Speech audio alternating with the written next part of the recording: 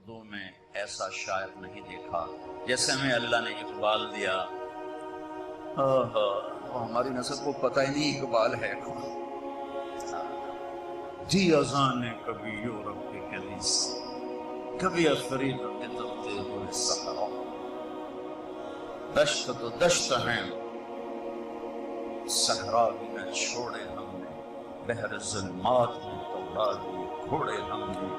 دی اذان کبھی یورپ کے کلیساؤں میں، کبھی افریقہ کے دبتے ہوئے صحراؤں میں، شان آنکھوں میں نہ جچتی تھی جہاں داروں کی، کلمہ پڑھتے تھے ہم چھاؤں میں تلواروں کی، تجھ سے سرکش ہوا کوئی تو بگڑ جاتے تھے، تیغ کے چیز ہم توپ سے لڑ جاتے تھے، نقش توحید کا ہر دل پہ بٹھایا ہم نے، زیر خنجر بھی یہ پیغام سنایا۔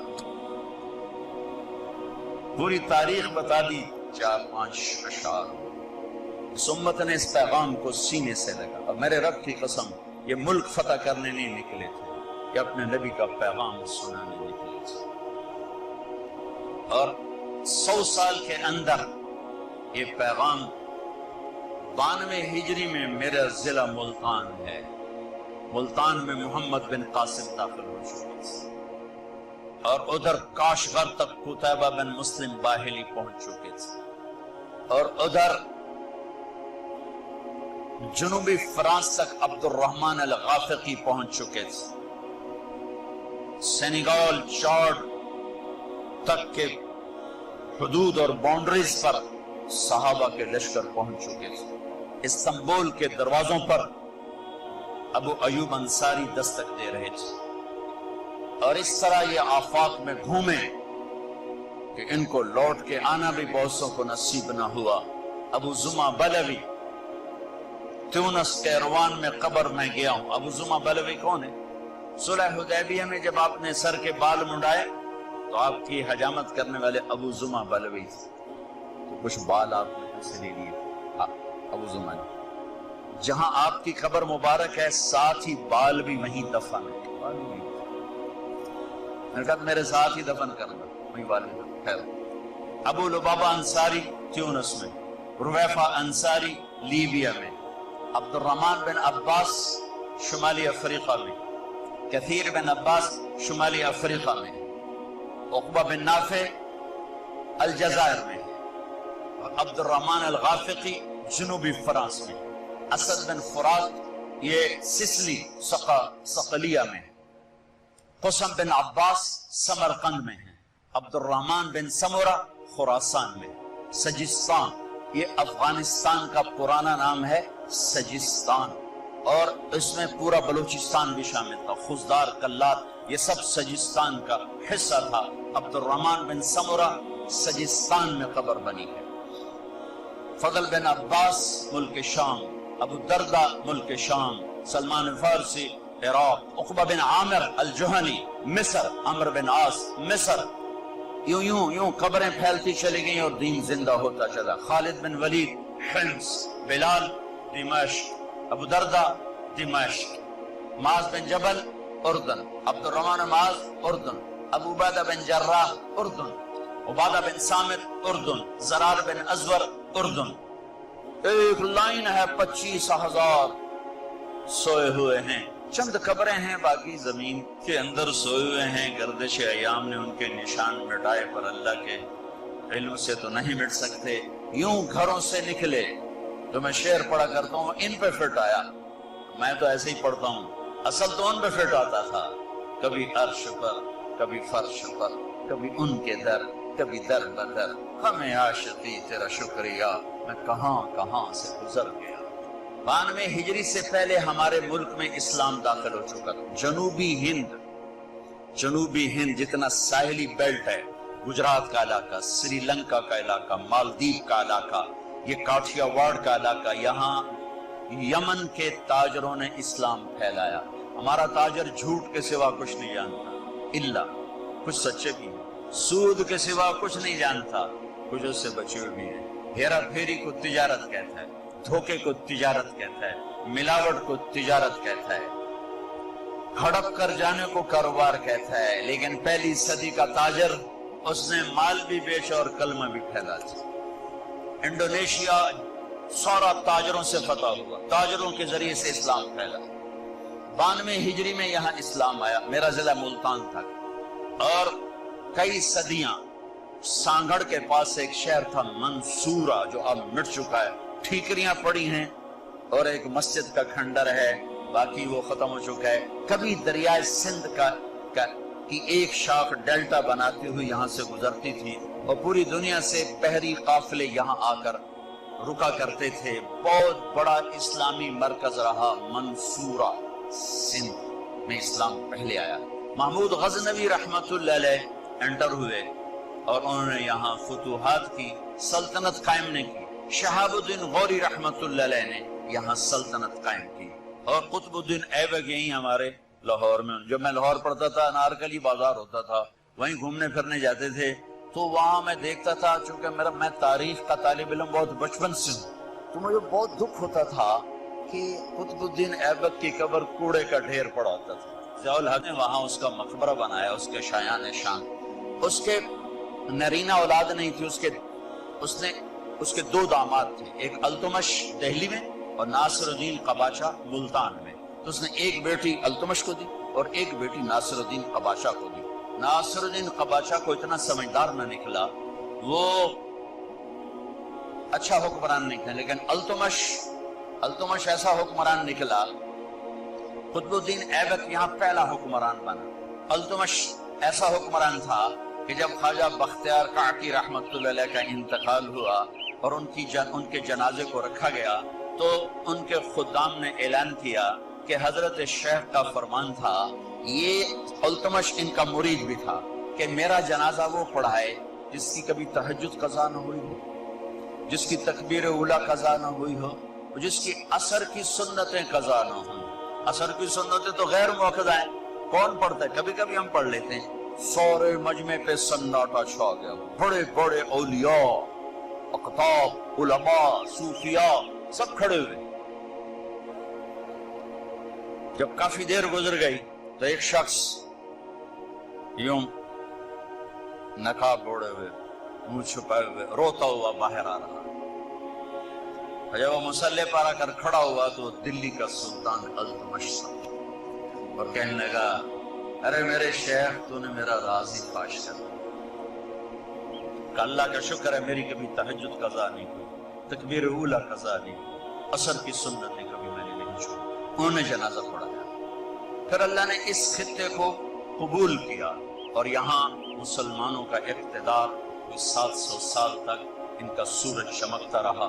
خاندان غلامہ کے بعد مغلیہ سلطنت آئے، مغل حکمران جیسے کیسے بھی تھے، لیکن مجموعی طور پر بہت اچھے حکمران تھے۔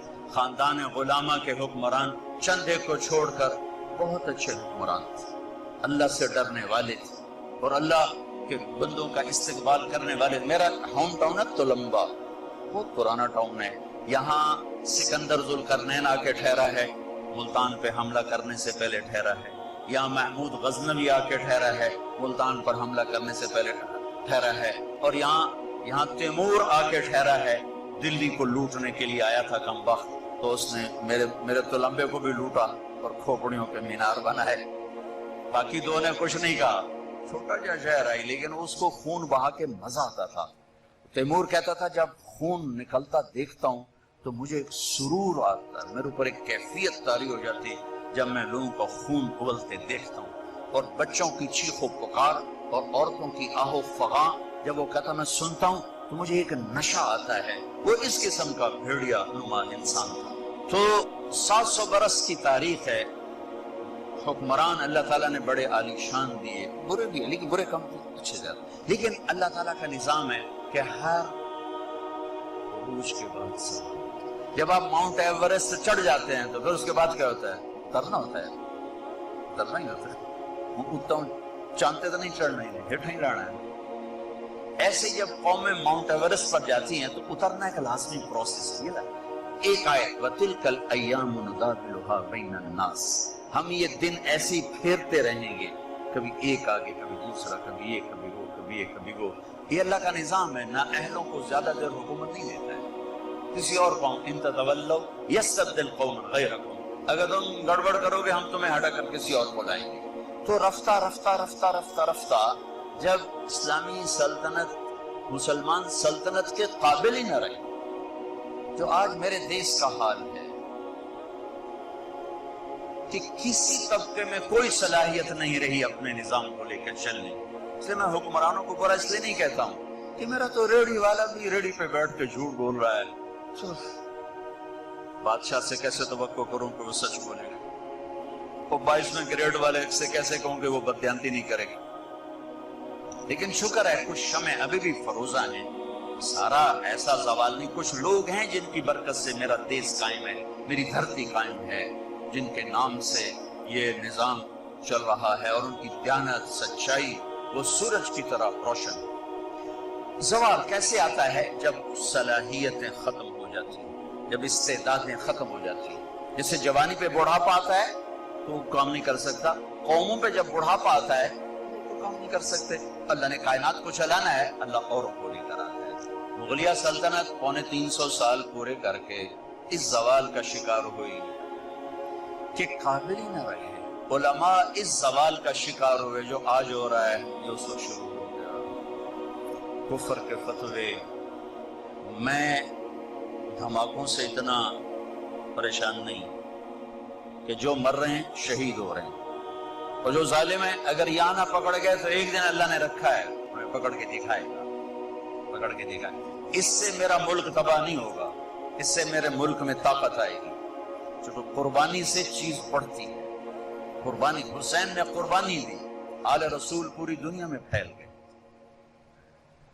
ابن زیاد شمر یزید ظالم تھے، نام و نشان مٹ گئے، نام و نشان مٹ گئے. بکریاں روزانہ ذبح ہوتی ہیں، ریوڑ کے ریوڑ نظر آتے ہیں کہ نہیں آتے؟ کبھی کم نظر آتے. کتے نہیں ذبح ہوتے، کبھی کتوں کا ریوڑ نظر آئے گا 200 کتے جاندے. قربانی سے نہیں گھبرانا چاہیے، قربانی آگے بڑھنے کا ذریعہ ہے. اللہ اللہ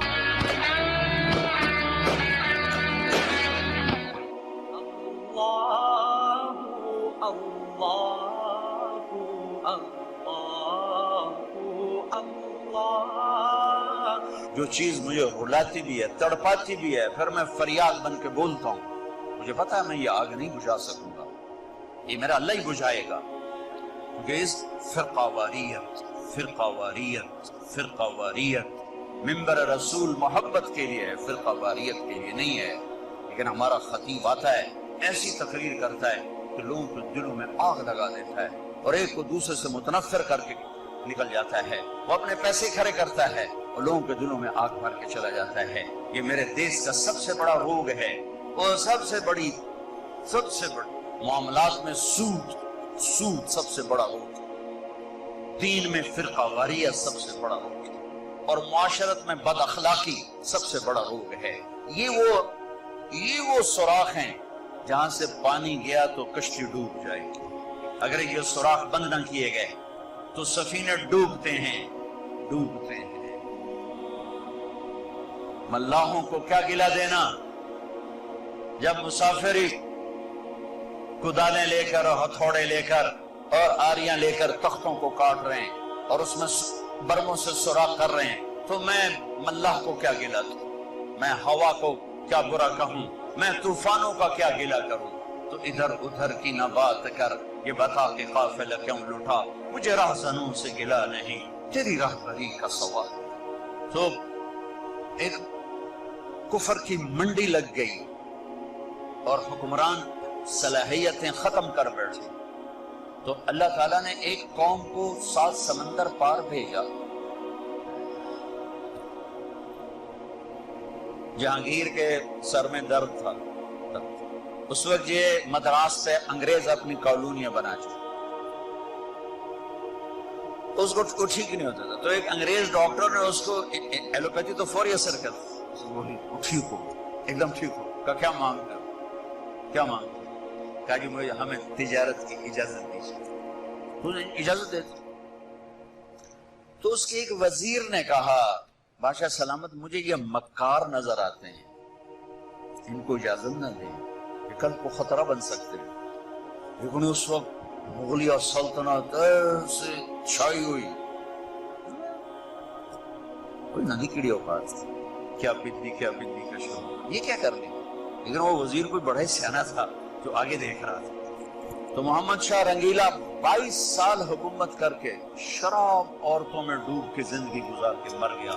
22 برس کی حکمرانی کوئی چھوٹی حکمرانی نہیں ہوتی۔ اس میں نادر شاہ درانی کا، تیمور نے لوٹا تغلقوں کے دور میں، اور نادر شاہ درانی نے حملہ کیا محمد شاہ رنگیلی کے دور میں، اور کوہ نور، آپ نام سنا؟ کوہ نور میں نے دیکھا ہے 2-3 دفعہ انگلینڈ میں، ملکہ وکٹوریہ کے تاج میں ہے، لیکن اب اس کی وہ شان نہیں ہے، اس کو انہوں نے 3 حصوں میں 3 ٹکڑوں میں کر دیا، 3 ٹکڑے بنا دیے، تو وہ ایک سلیم میں ہے اور 3 ایسے پٹی میں رکھے ہوئے ہیں، لہذا اس کا وہ نام اب اس پہ نہیں لگ سکتا۔ علاؤالدین خلجی ایک بہت نیک حکمران گزرا ہے، خلجی خاندان کا، 35 برس حکومت کی۔ اس نے دکن کا ایک شہر تھا دیوگری، اس پہ کیا حملہ۔ جب خزانے کا دروازہ کھولا تو اس میں ایک ہیرا پڑا ہوا تھا، وہ ہیرا اتنا بڑا تھا کہ علاؤالدین خلجی کے منہ سے نکلا، کوہ نور، یہ تو نور کا پہاڑ ہے، کوہ نور، تو نور کا پہاڑ ہے، وہاں سے وہ اس کا نام پڑ گیا کوہ نور۔ تو جب بیچ میں تاریخ بھی سنا رہا ہوں اور کچھ اپنے ملک کے بعد سنانا چاہتا ہوں، پتہ نہیں میں پورا کر سکوں نہ کر سکوں، جو کچھ یادداشت میں ہے، کوئی پڑھ پڑھ کے نہیں ہے، جو کوئی یادداشت میں ہے وہ آپ سے شیئر کر رہا ہوں۔ وہ نادر شاہ نے کہا وہ نور کی طرح، تو پتہ نہیں سارا خزانہ دیکھ لیا، نہیں ملا۔ پھر اس نے محمد شاہ رنگیلے کے آدمی کو پیسے لگائے، کہا جی وہ اس کے پگڑی میں چھپا ہوا ہے، یہاں رکھتا ہے۔ تو اس نے ضیافت کی، کہنے لگا کہ محمد شاہ آپ تو ہم بھائی بن چکے ہیں، 3 دن قتل عام کیا کمبخت نے دلی میں، اب تو ہم بھائی بن چکے ہیں، تو ہم نا دستار اپنی تبدیل کریں، تو میرا بھائی میں تیرا بھائی، اپنی پگڑی اتار، اس کی پگڑی اتار کے اپنے سر پہ رکھ لی، اس کی اتار کے اس کے سر پہ رکھ لی۔ وہ بیچارہ نہ کہنے کا نہ سننے کا، محکوم بیچارے کی کیا طاقت ہوتی بھی، ہو گیا کوہ نور۔ وہاں سے آیا احمد شاہ ابدالی کے پاس، افغانستان سے پھر انگریزوں نے قابو میں کیا، پھر اسے ملکہ وکٹوریہ تک پہنچایا گیا۔ تو انگریز یہاں انٹر ہوا، کب انٹر ہوا؟ جب ہم زوال کا شکار تھے۔ اب آپ حیران ہوں گے، جب صرف 2 لاکھ کے ساتھ، کبھی 2 لاکھ سے زیادہ گورا اس ملک میں نہیں رہا، اور 20 کروڑ انسانوں پر حکومت کی۔ کس لیے کی؟ کہ وہ آپس میں لڑ کے مر رہے تھے، آپس میں لڑ کے فنا ہو رہے تھے، اور اجتماعی سوچ ختم ہو گئی تھی، اجتماعیت ختم ہو گئی تھی۔ تو 1757 میں سراج الدولہ کو شکست ہوئی، اور وہ اس کا حقدار تھا کہ اسے شکست ہوتی۔ سازش یعنی چھوٹا سا بہانہ ہے، سازش ہوئی، میر جعفر مل گیا، لیکن میر جعفر کا ملنا شکست کا سبب نہیں ہے، سبب نااہلی ہے۔ سراج الدولہ دن کے 12 بجے اٹھتا تھا، پورے بنگال کا بادشاہ، اور اس کے مقابلے میں لارڈ کلائیو اس کی کلرک کی حیثیت تھی، وہ کم وقت دن چڑھنے سے پہلے گھوڑے پہ سوار ہوتا تھا اور دن چھپنے کے بعد گھوڑے سے اترتا تھا۔ وہ سارا دن گھوڑے کی پشت پر، اور وہ سارا دن رات کنیزوں کے درمیان، لونڈیوں کے اندر سراج الدولہ، اور دن میں سوئے ہوئے ہیں۔ نواب صاحب 12 بجے اٹھیں گے تو شکست تو پھر مقدر ہے۔ میدان ان کے ہاتھ میں ہوتا ہے جو میدان میں کھڑے ہوتے ہیں۔ راگ و رنگ، ناچ گانا، موسیقی، یہ زوال کی نشانیاں ہیں۔ جو قومیں تباہ ہوتی ہیں وہ سارنگی کی سر پہ تباہ ہوتی ہیں، جو قومیں سر اٹھاتی ہیں وہ تلوار کی جھنکار پہ سر اٹھاتی ہیں، تیر کی سنسناہٹ پہ سر اٹھاتی ہیں۔ میری ساری نسل گانے بجانے میں ڈوب چکی ہے، اور میرے دانشور اس کو تہذیب اور ثقافت کا نام دینے کے لیے سارے زور لگا رہے ہیں۔ ارے مجھے چھوڑ دو، میری بات دیوار پہ مار دو، پاگلو اپنے شاعر کو پڑھ لو جس کو تم سارے مانتے ہو۔ تجھ کو بتاتا ہوں کہ تقدیر امم کیا ہے، شمشیر و ثنا اول طاؤس و رباب۔ جب قومیں اٹھتی ہیں تو ان کے نغمے تلوار کی جھنکار ہوتی، گھوڑوں کی ہنہناہٹ ہوتی ہے۔ ولادیات ذبحان، قربان جو میرا قرآن، میرا اللہ گھوڑوں کے ہن ہنانے کی قسم اٹھا رہا، ہائے ہائے ہائے، والعادیات ضبحا،